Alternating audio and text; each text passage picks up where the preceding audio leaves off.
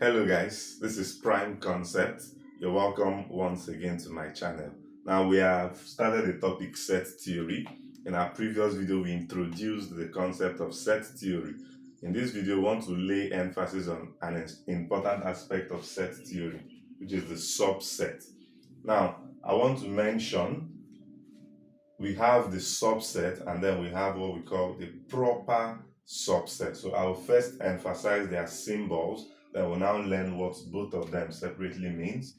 So the subset is usually denoted symbol. The symbol for subset is actually this, an elongated C. You would have been seeing it then with an equal to. So this is the symbol for subset. Then we have the symbol for proper subset. The symbol for proper subset is just an elongated C. There is no equal to. So we're going to learn what subset means. A subset is a set that is contained in another set. A subset is a set that is contained in another set. That is a subset. A set that is present in another set, that you can find its elements in another set. That is a subset. If these two sets are now equal, then we say that they are just subsets. But if one is smaller than the other, then we say it is what? Proper subset. I'm going to explain so that it will be clear with an example. Now, say we have the set A equals 1, 2, 3. Then we'll have a set B equals 1, 2, 3, 4. We have a set C equals 1, 2, 3, 4. So very quickly, we can now describe these three in terms of subset. Now let's start with A and B by comparing A and B. You'll notice that the element 1 can be found here, 2 can be found here, 3 can also be found here, right? So, but then 4 is not here. So what it means is that A, because all the elements of A can be found in B, but not all the elements of B are present in A, it means that A is a proper subset of what? B. So once A is strictly smaller than B, it means that A is a proper subset of what? B. Because all the elements in A can be found in B, but not all the elements in B can be found in A. So it means A is a proper subset of what? B. And on the other hand, say we want to compare B and C, you notice that 1 is here, 2 is here, 3 is here, 4 is here. All the elements in B can be found in C, and all the elements in C can also be found in B. So we can say that B is a subset and also equal to what? C. So this is just the normal statement, subset, not proper. So B is a subset of what? C.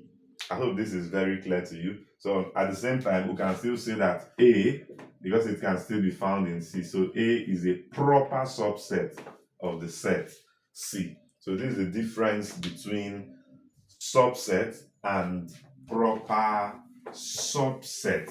Now, very quickly, it is possible that the elements in a particular set may not be complete in another set. For example, say I have a new set A, and A contains elements 2, 3, and I have the set B, which contains the elements 2, 4, 5, 6. Let me still increase this and add 6. Now, one of the things you would notice is that in A you have 2, in B you have 2. In A you have 6, in B you have 6. But in A you have 3, in B you don't have 3.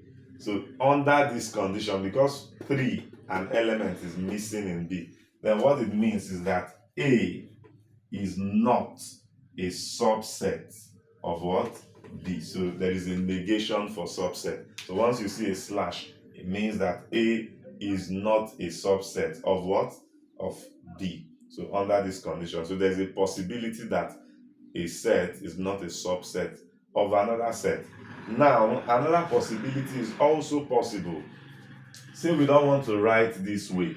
Since A is smaller than B, we still have another description which we call superset. So rather than saying subset, we can simply say that B is a proper superset of what? A. So which is denoted like this. So we can still say B is a proper superset of A. So whenever you see this inverted symbol, the inverted C, it means what? Superset. So B is a proper superset of A, meaning that B is greater than what? A. But in this case, A is smaller than what? B. So we also have the superset symbol, which is this. I hope that is clear to us. So please take note of the subset. Now I want to point out 3 things I want you to note about subset. I'll be using the symbol for proper subset most of the times because that is the common symbol. Now, I want you to note the following. Number 1, I want you to note is that every set is a subset of itself. Every set is a subset, the subset of itself. Every set, that is to say, A is actually a subset of what? A. So every set is a subset of the set. B is a subset of B, right? So if I give you a set A and I say list the subsets of that set, when you finish listing, you must list that set also as the subset of itself.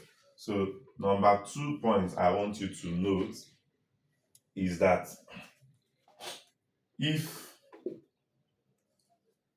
A is a subset, let me use what? A subset of B, or let's put it this way.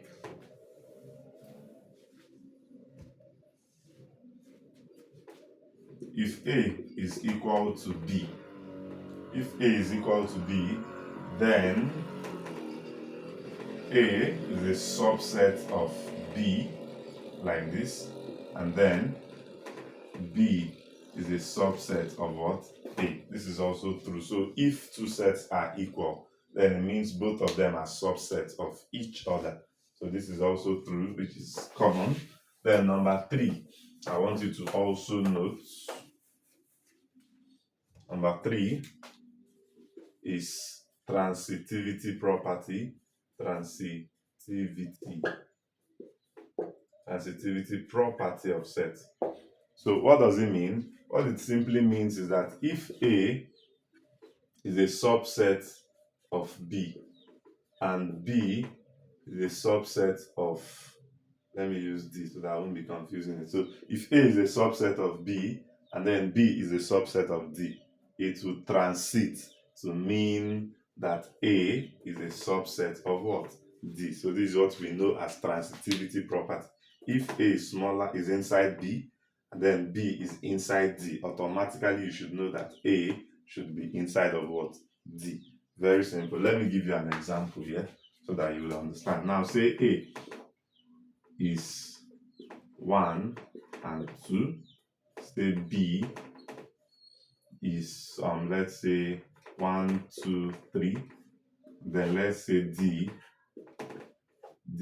is 1, 2, 3, 4. Now you can see this. Now you can see that A is a subset of B, right? Yes, because 1 and 2 are found in B. You can also see that B is a subset of what? D. That is a proper subset of what? D. So if that is the case, we can also say that A is a subset of D because 1, 2 is found in D. That is what this property is saying, transitivity property. And then finally, the 4th point I want you to note about subsets, which would have been better to mention in algebra, but let me quickly mention here. Number 4 is that the empty set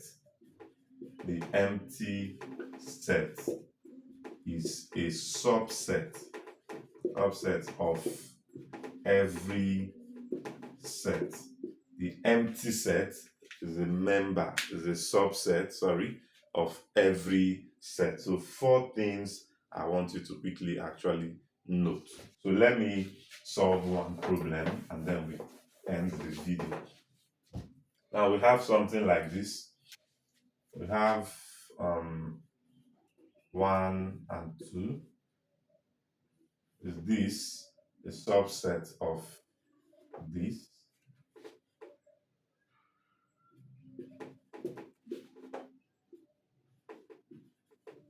So if this statement, is it true? So let's quickly attempt to answer this. Now, whenever you see problems like this, they are trying to make it difficult for you, but you should be smart enough to simplify the problem. So one of the things I want you to do is to label this as different sets. So this is a set that contains the elements 1 and 2. Let's call it set A, and the elements of set A are 1, 2. Let's label this as another set B, such that the elements of set B is another set that contains the element 1, then we have 2, then we have 3. So we want to see this. Now, like I told you in my previous video, when you have a set that contains another set in it, it's always good for you to call that set inside another set so that you can see what is actually happening there. So to still simplify the set B, I would set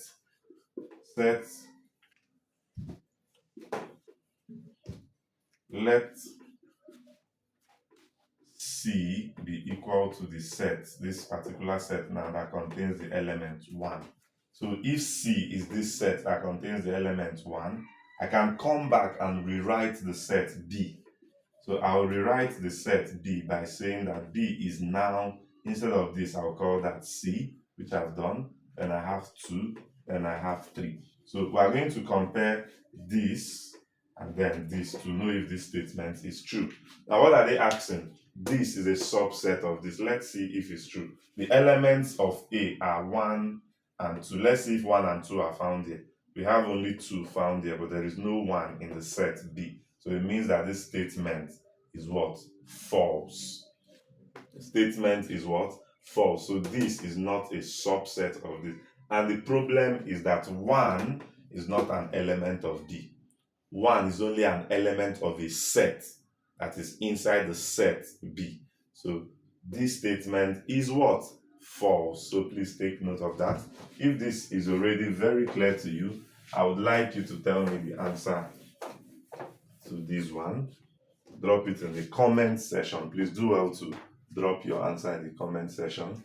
So I have this 2 and 4. Is this a subset of 2, 4, 4?